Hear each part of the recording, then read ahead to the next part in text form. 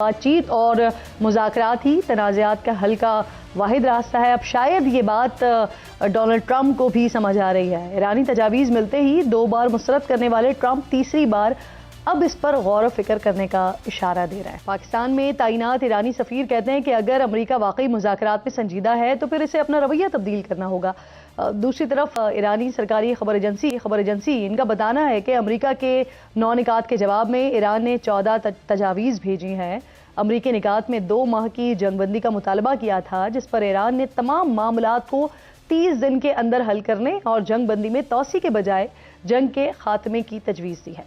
ایرانی تجاویز میں دوبارہ حملے سے دور رہنے کی ضمانت، ایران کے گرد و نواح سے امریکی افواج کا انخلاء، بحری ناکہ بندی کا مکمل خاتمہ، ایران کے منجمد اثاثوں کی بحالی، جنگ سے ہونے والے نقصانات کے ہرجانے کی ادائیگی، آبنائے ہرمز کے لیے نیا طریقہ کار، ایران پر عائد پابندیوں کا مکمل خاتمہ اور لبنان سمیت تمام محاذوں پر جنگ کے اختتام کا مطالبہ بھی شامل ہے۔ تسنیم نیوز ایجنسی نے بتایا ہے کہ ایران 14 تجاویز پر امریکہ کے باضابطہ جواب کا منتظر ہے۔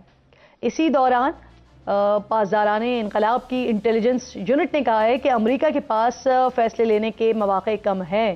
امریکہ کو ناممکن فوجی آپریشن یا خراب معاہدے میں سے کسی ایک کا انتخاب کرنا ہوگا۔ اس تمام ہلچل کے دوران ناظرین آبنائے ہرمز میں کچھ پیش رفت نظر آ رہی ہے۔ صدر ٹرمپ نے آبنائے ہرمز کی ناکہ بندی سے متعلق ایک سوال پر کہا ہے کہ یہ ناکہ بندی انتہائی دوستانہ ہے۔ اس بیان کے بعد آج خبر آئی ہے کہ $220 ملین کے تیل سے لدا ہوا ایک ایرانی آئل ٹینکر آبنائے ہرمز میں امریکی ناکہ بندی سے بچ نکلا ہے۔ عالمی ٹینکر ٹریکٹرز تنظیم کے مطابق ایرانی آئل ٹینکر ناکہ بندی سے بچ کر ایشیا پیسیفک سے بھی پہنچ گیا ہے۔ ایرانی جہاز 13 اپریل کو آبنائے ہرمز میں موجود تھا، لیکن وہ کس طرح اس امریکی حصار کو توڑ کر باہر نکلا یہ ابھی پتہ نہیں چل سکا۔ پچھلے مہینے آبنائے ہرمز کی امریکی ناکہ بندی کے بعد سے اس روٹ پر جو بحری آمد و رفت ہے وہ تقریباً عادی ہو گئی ہے۔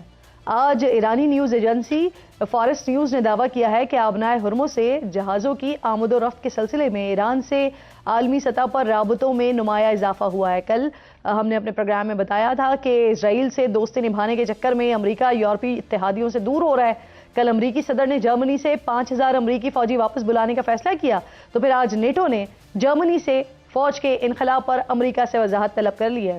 نیٹو حکام کہہ رہے ہیں کہ امریکی اقدام سے یورپ کی سلامتی خطرے میں پڑ سکتی ہے۔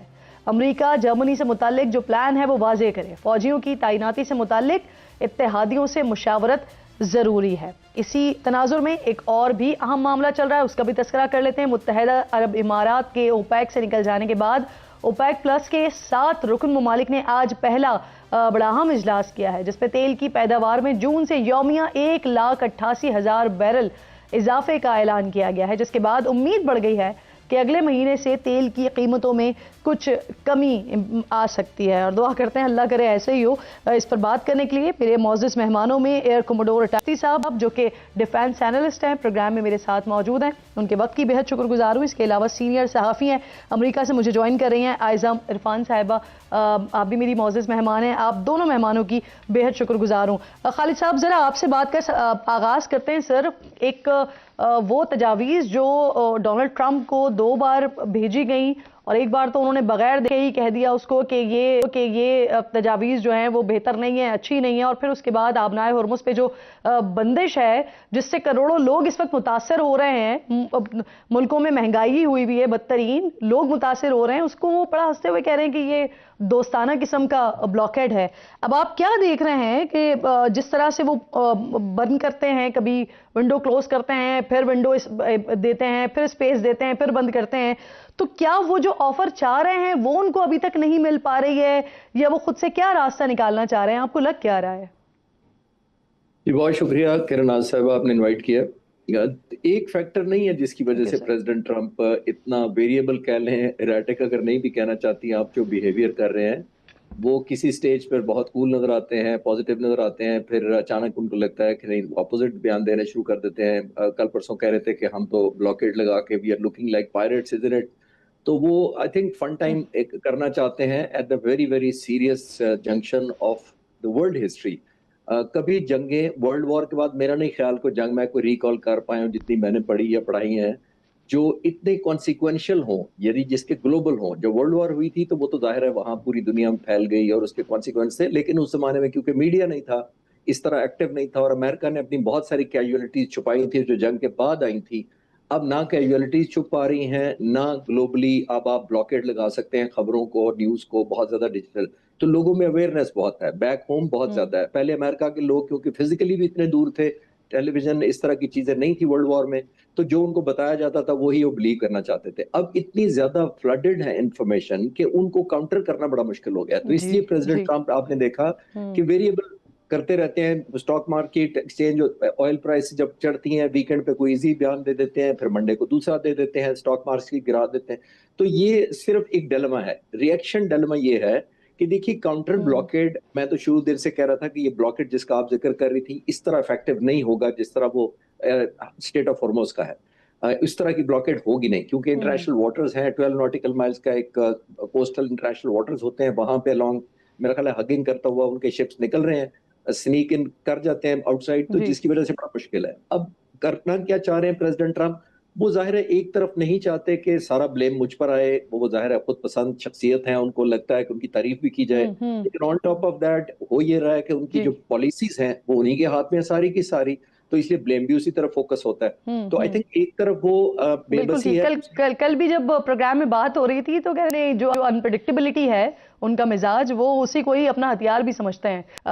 मेरे साथ आयजा साहिबा भी मौजूद हैं। आयजा, बहुत शुक्रिया आपका, आपके वक्त का बेहद शुक्रिया। अभी जो तजावीज़ हम देख रहे हैं, नई तजावीज़ जो आई हैं ईरान की तरफ से, अमरीकी नशरियाती इदारा भी अब एक्सियोस भी इस बात को कंफर्म कर रहा है, हमारे पास भी ये पहले से इत्तलात मौजूद थी, आ रही थी कि ईरान चाहता है कि 2 मराहिल में मामलात हों। पहला मरहला जिसमें ये जो स्ट्रेट ऑफ हॉर्मुज़ का ब्लॉकेड है इसे लिफ्ट किया जाए, और फिर दूसरे मरहले में जो न्यूक्लियर है या जो दीगर मुतालबात हैं अमरीका की तरफ से उनके ऊपर बातचीत की जाए। तो आपको लगता है कि अभी भी तजावीज़ में यही मामलात हैं, तो ये काबिल कबूल होगा डोनाल्ड ट्रंप के लिए?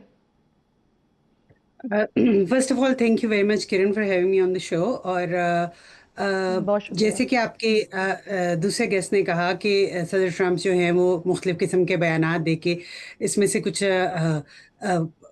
जो है अपने लिए एक रास्ता ढूंढने की कोशिश कर रहे हैं। मेरा भी यही ख्याल है। देखिए, सदर ट्रंप के ऊपर इस वक्त जो मामला है ये ईरान की तरफ से क्या तजावीज़ आई उनको मानने से लेके उससे बहुत ज़्यादा उन डिफरेंट प्रेशर्स का है जो इस वक्त अमेरिका को या सदर ट्रंप को ख़ास तौर पे दरपेश है, जिसमें एक इंटरनल प्रेशर बहुत बड़ा है। अब बात यह है कि जो उन्होंने स्टेटमेंट्स दी और जो उनकी निगोशिएशन टीम है उसकी अगर देखें तो उसमें हाल ही में इन्होंने एक और मेंबर का इजाफा किया है, निक स्टीवर्ट का, जिनको ईरान हॉक भी कहा जाता है, जो ईरान के हवाले से बहुत स्ट्रॉन्ग पॉस्चरिंग रखते हैं और प्रेशर टैक्टिक्स के ऊपर यकीन रखते हैं। But at the same time Congress की तरफ से जो एक 7 दिन की मुद्दत होती है सदूर के पास कि वो कोई भी जंग शुरू कर सकते हैं, वो ख़त्म हो गई है।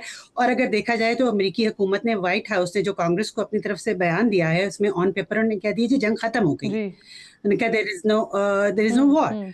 तो कागजों में अमेरिका में तो ये जंग ख़त्म हो गई जो कांग्रेस को बयान दिया लेकिन गया। उसके बाद फिर उन्होंने ये स्टेटमेंट दिया ना कि उनकी जो मुखालिफ पार्टी है वो उनको प्रेशराइज करके ये कोशिश कर रही है, मामले को इस तरफ लेके जा रही है कि 60 दिन हो गए हैं, अब जंग के लिए इजाजत लें वरना फिर जंग को खत्म समझे, हमें प्रेशराइज करने की कोशिश की जा रही है, लेकिन हम ना प्रेशर में आएंगे और हमारे पास हमले का ऑप्शन भी मौजूद है। वो ये कह